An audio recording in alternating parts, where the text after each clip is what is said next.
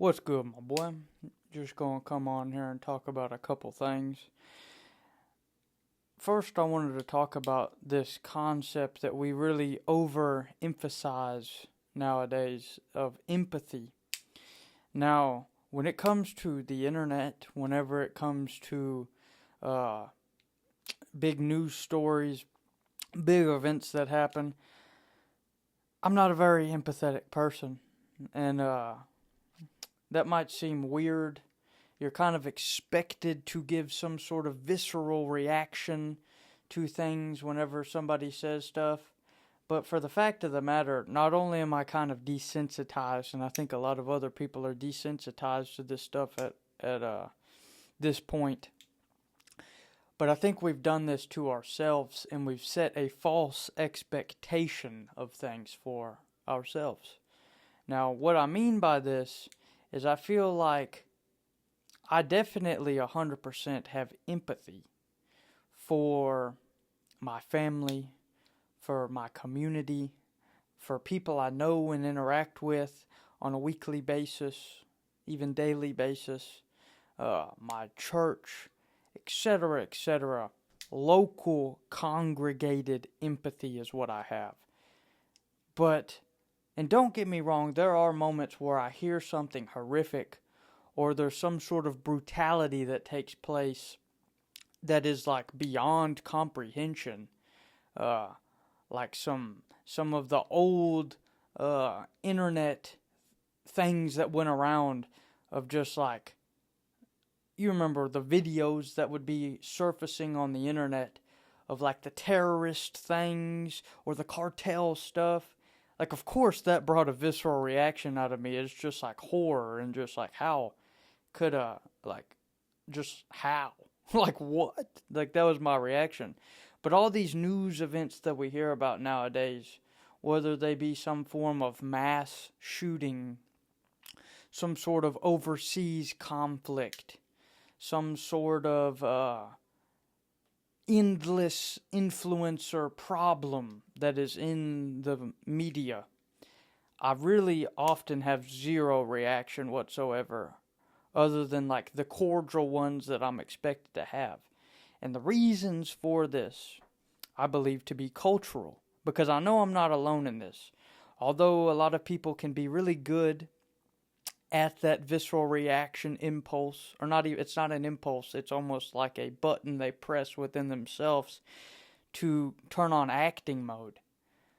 Where we're not made for all of this conflict. Okay? This is a 100-year-old invention. When we used to live in towns and we used to live in small communities, we would get stories, folklore, things like that from outside of our little worlds, our little bubbles. And that would be basically all. And then the little localized conflicts. But it was enough where it wasn't overwhelming. An overwhelming just shoving down your throat of conflict is what desensitizes you to it. Okay? And that is the main problem here. We are expected to care so much about so many different events outside of our own spaces that it comes down to a decision. It comes down to, are we going to ignore that stuff and really focus in on our small communities that we all have, as well as like you can include some other things, like if you have distant friends and you hear about something, of course you can have a reaction. Or some, like, just an instance, you're like 50 years old and you hear about somebody from your school that died in a car accident at 50, or from cancer, etc. Of course, those conflicts will come in, and there would be a natural reaction. But just this overemphasis of you have to care about all these wars going on in the Middle East. You have to care about all these conflicts in other countries. You have to care about all these things, all these movies and media are designed to have this diverse group of stories. Like we all are expected to live this mass shared experience when it's just not the case. And I don't really apologize for it either. Like whenever people will try to push these things down my throat, I really just respond with, damn, that's crazy. Damn, that's crazy. Damn, that's crazy. And it really shouldn't be like that. I know a lot of other people who adopt this mentality as well. And it's not an overwhelming cynicism. It's just a realization of like that stuff has no effect on me or my community, and I have no power to have an effect on that situation over there. It's just a distraction from us. They have their own communities, and a lot of these things are caused by powers bigger than us. You could take that pretty far on the scope. You could take that as governments fighting with each other. You could take that with nature itself doing things that's out of our control, etc. So there's really, if I ever come across as like an asshole, or I don't mention things, I will never step out of my comfort zone to mention some exterior event that I have no care at all about. A lot of people have made their careers by doing that, but it's ridiculous. It is false, and it's kind of fake, because it's not possible for you to care about these things without excluding yourself from a community. Like if you're a chronically online person and you don't actually interact with anybody, have any friends or family, and you're cut off from that, and you adopt a synthetic family of all of this internet drama and conflict and geopolitics. So that's a very important thing for us to be aware with. Another thing I believe, and this is going to be an extremely unpopular opinion, but it is our culture's obsession with comedy, with always having to have gags and always having to have comical relief. Now, I've been around construction for the longest, so I'm used to this. This is normal. I don't think there's anything inherently wrong with comedy, but it is the cultural adoption as the only thing there is, right? And even within that small niche construction field, most of the people that I operated with were like, they were not religious people. A lot of them were extremely cynical. They had no retirement plans. They had no future goals outside of their job. And that was how they coped with it, was constantly being cynical and joking in that way and taking the piss out of other people. Which, again, it can be a fun thing. Like, I was never a pussy on the job site, or I'm sitting there like, oh, you called me a fag on the job site. No, I'd call him an old fag. I'd go further. I'd say, well, yeah, but you ain't got as many years as I got left. I engaged in these things, but this cultural obsession with comedy just furthers the cynicism, the nihilism of our times, and nothing is taken seriously anymore. The idea of I've talked about this in the past ad nauseum, like a year ago, but like too much irony kills our sincerity, and I experienced this in a crippling way in my growing up. Everything was gay, everything was corny, everything was cringe, when it wasn't. I mean, it was, again, the internet, so you could just turn that side of the internet off and go into this small space. But as the internet is a frontier, when you go out into these other domains, you are forced with this wall of cynicism outside of, I don't know, I'd say like the artist spaces, dude with a guitar, etc., right? So that was the first little thing I wanted to rant about. The second is we got to stop listening to 20-year-olds who spend all day behind a camera and a microphone. And I know this is kind of paradoxical because I'm 20-year-old with a microphone and a camera here. But there are certain people who take they don't read. They don't read hard books. They don't educate themselves beyond live streams and YouTube videos and clips of those live streams. And this is their only full information that they consume. They'll find some creator who portrays themselves, has a lot of propaganda usually, but portrays themselves as having the truth that everybody else is afraid to speak about. And they'll listen to them. Usually they're built like little 14-year-old boys. They completely ignore the physical reality around them. They'll spend weeks in their house, etc. I'm trying not to name names here, but you know what I'm talking about, these types. As well as there's a flip side of people who listen to other 20-year-olds who completely engage in the physical domain. Gym bros,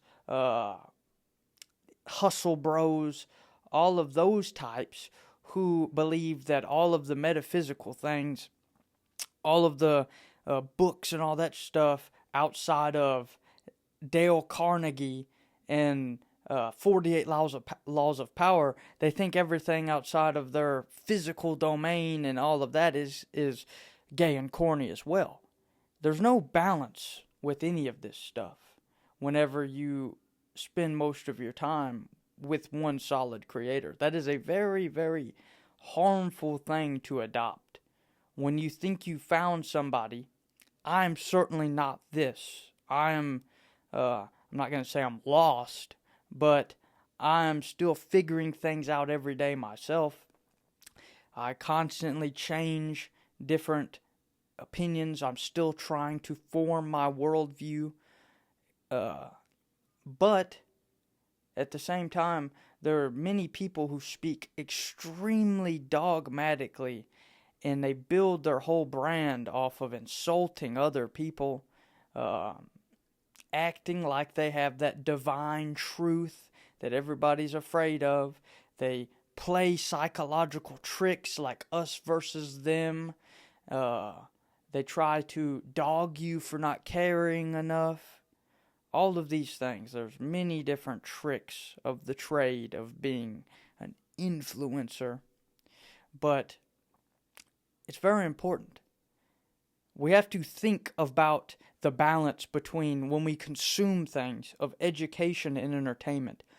90% of the time, these people are not making hour-long lectures on topics to actually bring insight to you and to make you think and think of other things and go off on your own and branch out ideas. They are going over a list of political takes and opinions and reaction videos and questions from comments. And that's their whole content. And then they're being extremely comical and just purposefully trying to create conflict. And I mean, it's no clearer than on Twitter. My last video, or the one before that, I just made the statement on how I'm going to completely try to stay off Twitter. Every time I take a week or so break and I get back on there, I see nothing but gimmicks. I see nothing but people saying stupid, incredibly stupid things on purpose so 1 million people will comment that they're stupid and their engagement goes up. It's so ridiculous. And then the grifting on top of that, I just can't handle it. My time is too precious to me, not in a devaluing other people's times like theirs isn't precious, but I understand, I'd like to think I understand the true value of your time, and spending it all on some dude behind a camera yapping all day about politics is an incredibly unfruitful waste of time. So, there's that. Also, we need to ask ourselves, what is a teacher really supposed to be? Like in my framework, I see a teacher playing two roles. First, as the full information transfer, the interpreter, if you will. This is the person who goes over the hard texts that You have to have a lot of context and prior knowledge to even understand. They take those ideas out and they try to make them publicly accessible, accessible to masses. You have certain things that are just kind of buried and most people don't think about. And they will bring those to the surface and give them to you in a digestible way, or give lectures on these things. That is about the only way I tried to use the internet. I'm not perfect. I still get enticed by the theatrics from time to time. But ideally, that is how I wish to use the internet and how I kind of think it should be used. And then there's a second type of a teacher, which is kind of the one that goes freestyle with things. I didn't really care much when I was in high school, but I do have some memories of certain teachers. Even though I might not completely remember what they taught, I remember their style of rhetoric and how they would them going on rambles and rants and kind of going around the topic and pulling in other seemingly irrelevant but somehow connected topics. What that does is it kind of mirrors into your own conscious and makes you draw upon your own interests that might be different from that, and kind of pluck out something interesting from what you're trying to learn and go off on your own and develop a new idea or make you ponder something. Like that is we're so detached from silence and pondering and just sitting there looking into nature or being outside or in your study and just thinking about it, just sitting there thinking about a topic, or writing, especially writing it out and seeing where it takes you. Those two things are incredibly important. And listening to some dude, extreme young person who hasn't had the time to try out and evaluate a lot of other ideologies, evaluate other things, and really be critical of their own beliefs, and have kind of got swept up and pedestalized into influencer status, so it kind of validates their takes. They think that they're like a little rebel fighting against the empire. Again, that's part of this revolutionary philosophy. Is kind of what's led to the degradation of our culture. All these endless cults and sects and denominations. It is probably best to avoid that. And it comes in all flavors. It's the same principle, but it comes in all sorts of iteration, flavors, ideas. The left have theirs, the right have theirs, the far right, the far left, the middle, liberal, or libertarians. They all have it. Even Christians and religious people have these figures that they pedestalize. And it validates them to keep spewing what they believe, even though it might not be right. So, those two things, that's really about all.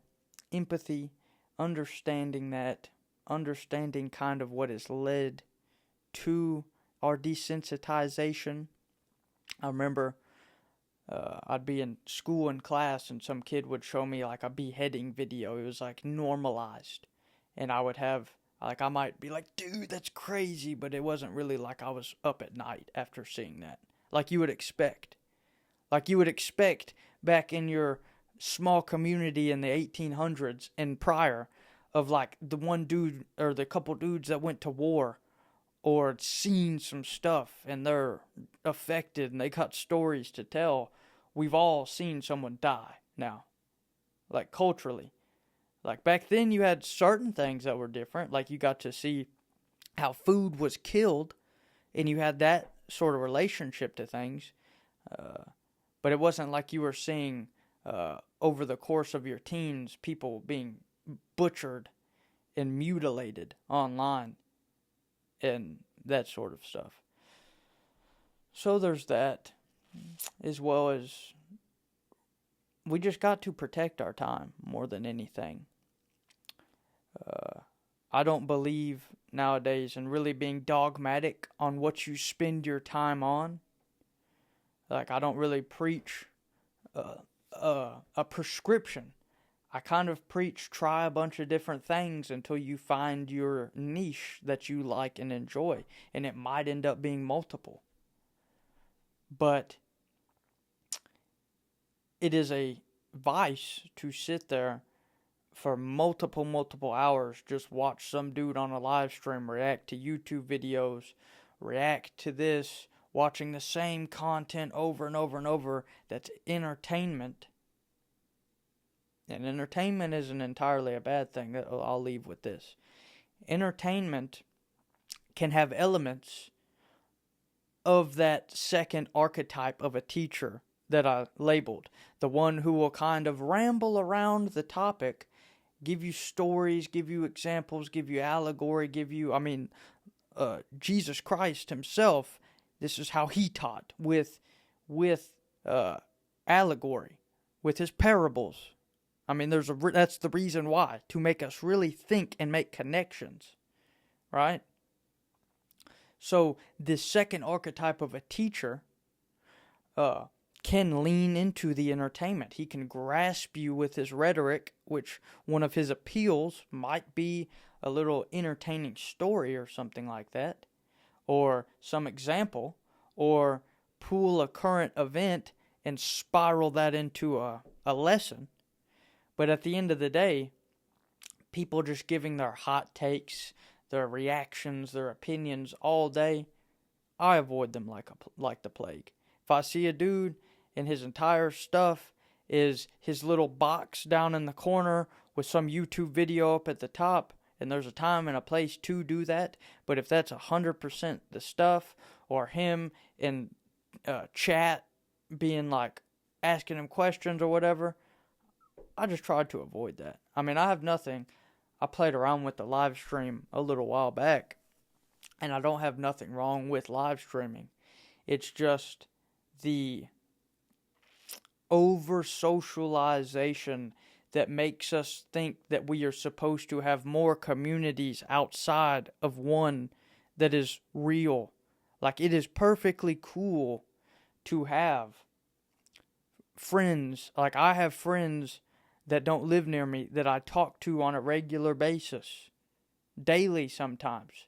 I'm not talking to them in person, but at the same time, you don't want to overdo that where you ignore your real community you have physical responsibility for, that you should be able to be there to help, that you shouldn't be distracted.